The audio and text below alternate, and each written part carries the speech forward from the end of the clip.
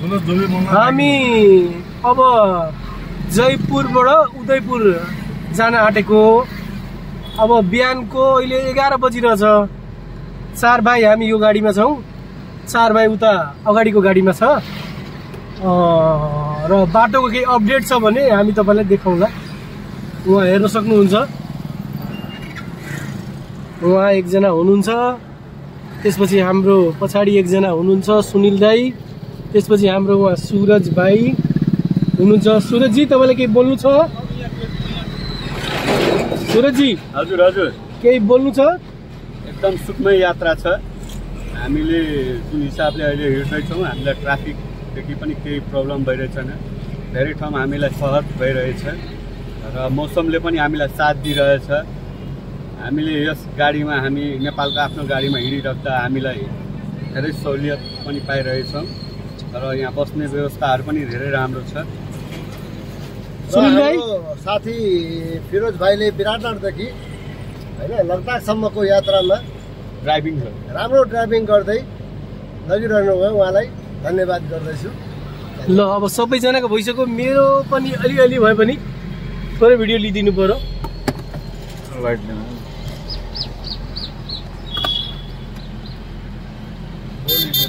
अब हामी यहाँबाट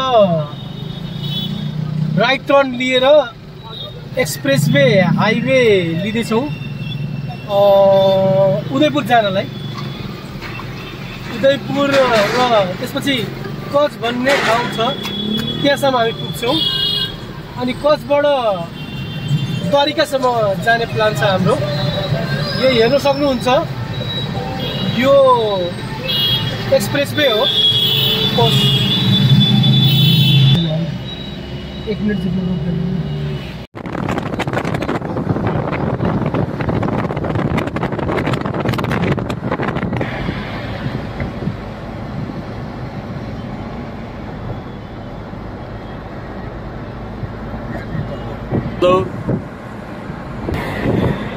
हेलो इधर देखिए। Hello, how are you Sunil भाई? हेलो सूरज भाई। ये कौन सा इसमें है भाई? हम लोग कौन रोड में? हम लोग अभी है जयपुर अजमेर एक्सप्रेस। जयपुर।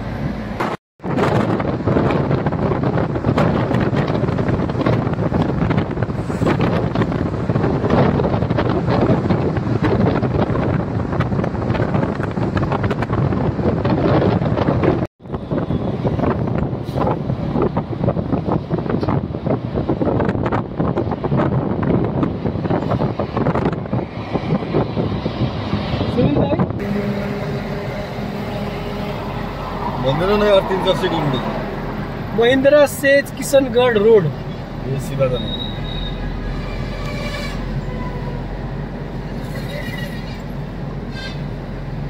यहाँ से कितना किलोमीटर कहाँ, यहाँ कति किलोमीटर टर्न छ? सम्म सिधै जाने हो उदयपुर किशनगढ़। अनि अहिले किशनगढ़ जाने हो। अनि त्यहाँदेखि राइट टर्न हुन्छ कि लेफ्ट टर्न हुन्छ, अनि मात्रै उदयपुर जान सकिन्छ। यो अहिले 82 किलोमिटर जान्छ।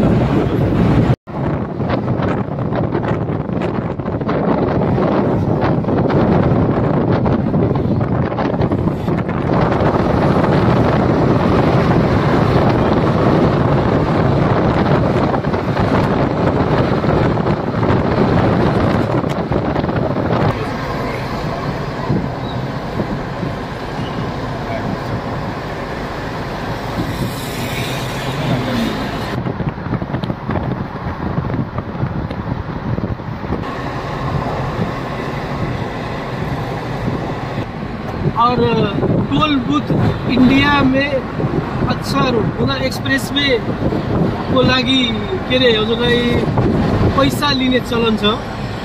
त्यहाँ गएपछि रोड युज गरे बापत उहाँहरूले सुविधा लिनुहुन्छ। त्यो सुविधालाई चाहिँ यहाँ टोल ट्याक्स भनिन्छ। र अझ होला अहिले एकछिनमा एउटा टोल आउँछ, टोल पनि देखाउने छौँ हामी। सुनिललाई पनि टोल देखाउनुहुन्छ तपाईलाई कस्तो कलरको छ भनेर। सुनिल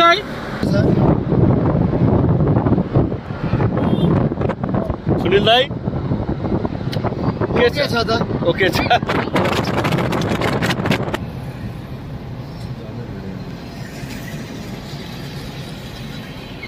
प्लाजा हो अगाडि आफै सेन्सरले